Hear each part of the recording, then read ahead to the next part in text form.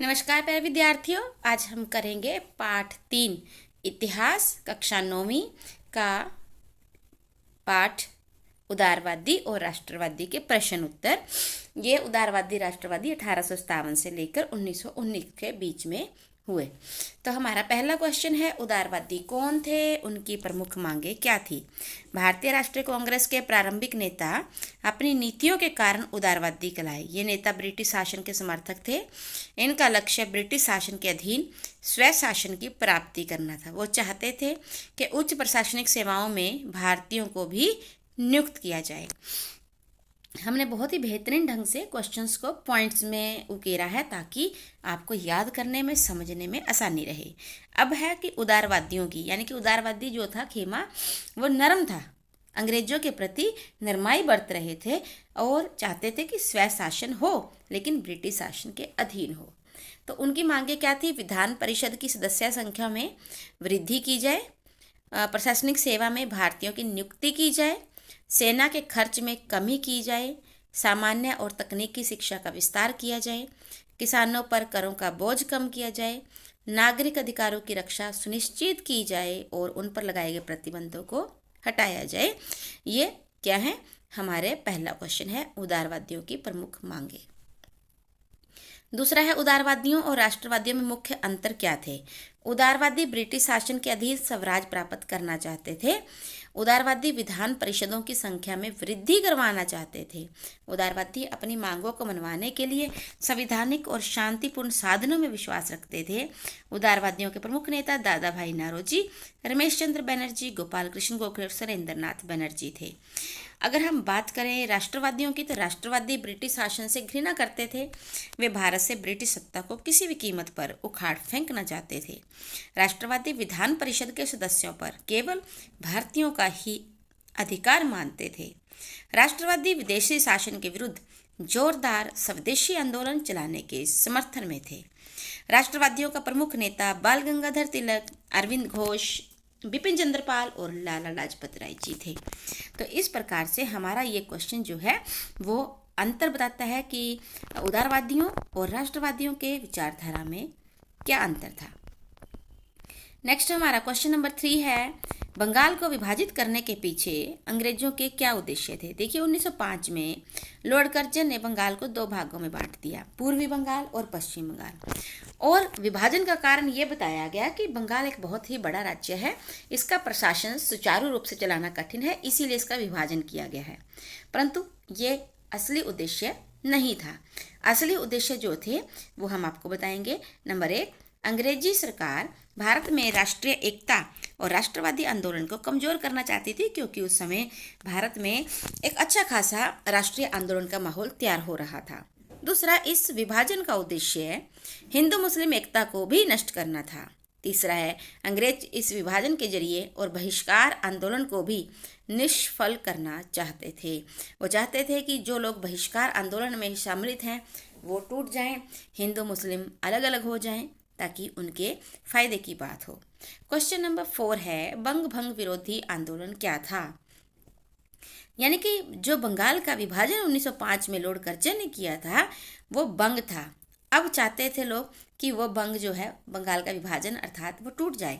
तो इसीलिए बंग भंग विरोधी आंदोलन, बंग भंग यानी कि बंगाल विभाजन के खिलाफ जो आंदोलन चलाया गया उसे कहा गया बंग भंग विरोधी आंदोलन। बंग भंग का मतलब है बंगाल का विभाजन। 1905 में लॉर्ड कर्जन ने बंगाल को 2 भागों में बांट दिया और जिसका उद्देश्य भारत में राष्ट्रीय एकता और राष्ट्रीय आंदोलन को कमजोर करना था। बंगाल के राष्ट्रवादियों ने बंगाल विभाजन का घोर विरोध किया। उन्होंने इसे अपमान समझा, पूर्व नियोजित घृणित कार्य कहा। बंगाल विभाजन के परिणाम स्वरूप बंग भंग विरोधी आंदोलन आरंभ हुआ। अब इसमें क्या था? 16 अक्टूबर 1905 को शोक दिवस मनाया गया, क्योंकि इसी दिन बंगाल विभाजन लागू होना था। समस्त बंगाल में हड़तालें रखी गई, जुलूस निकाले गए, विरोध में सभाएं आयोजित की गई। सारा ही बंगाल वंदे मातरम के नारों से गूंज उठा। ब्रिटिश वस्तुओं का बहिष्कार किया गया, स्वदेशी वस्तुओं के प्रयोग का प्रण लिया गया। यह आंदोलन केवल बंगाल तक ही सीमित न रहकर पूरे देश में फैल गया और इस आंदोलन ने सभी लोगों को संगठित कर दिया, जिस वजह से विवश होकर ब्रिटिश सरकार को 1911 में बंगाल विभाजन रद्द करना पड़ा। इस प्रकार हम कह सकते हैं कि बंग विरोधी आंदोलन सफल रहा। नेक्स्ट क्वेश्चन नंबर 5 है, स्वदेशी और बहिष्कार आंदोलन का महत्व बताएं। पहले हम अब इसको आपको अपने शब्दों में बताते हैं। देखिए, स्वदेशी और बहिष्कार आंदोलन का अर्थ है कि अपने देश में बनी हुई वस्तुओं का प्रयोग किया जाए, अधिक से अधिक प्रयोग किया जाए, और जो वस्तुएं बाहरले देश से इंपोर्ट होकर आ रही हैं, जो इंग्लैंड से बनकर आ रही हैं, तैयार होकर आ रही हैं, उनका विरोध किया जाए।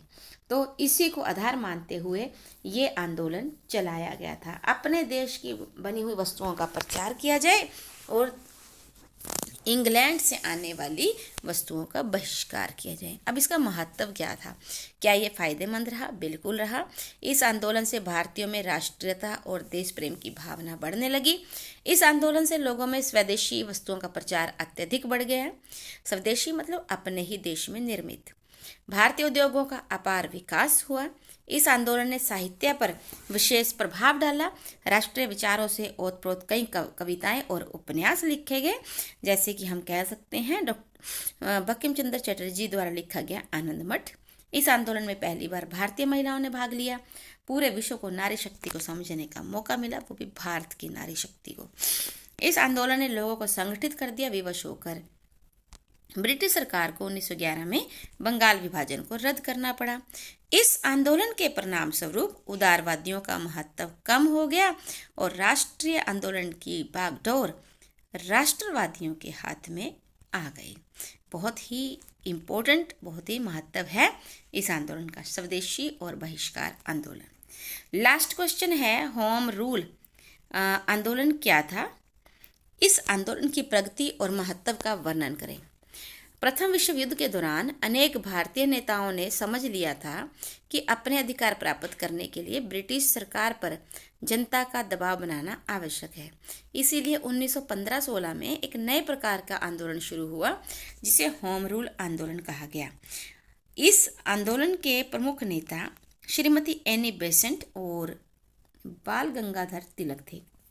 मतलब दो अलग अलग होम रूल आंदोलन चलाए गए। एक को चलाया श्रीमती एनी बेसेंट ने, दूसरे को चलाया बाल गंगाधर तिलक ने। बाल गंगाधर तिलक ने पुणे में और श्रीमती एनी बेसेंट ने मद्रास में होम रूल लीग की स्थापना की। दोनों ने ही राष्ट्रहित में एक दूसरे का सहयोग किया और इसकी शाखाएं पूरे देश में खोली गई।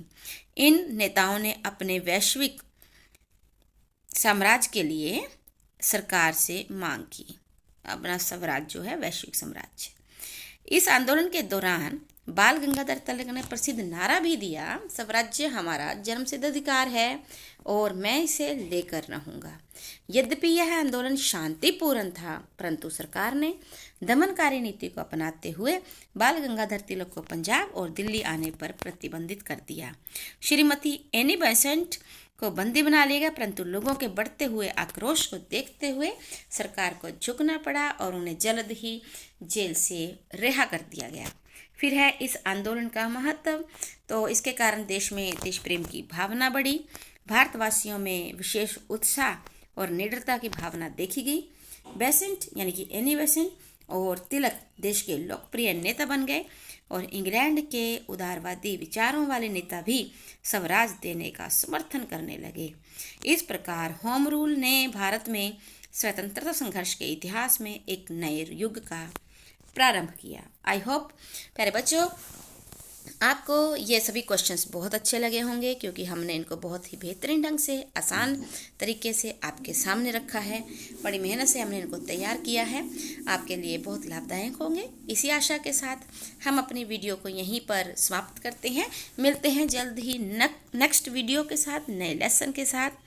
Thank you so much. Have a nice day. God bless you.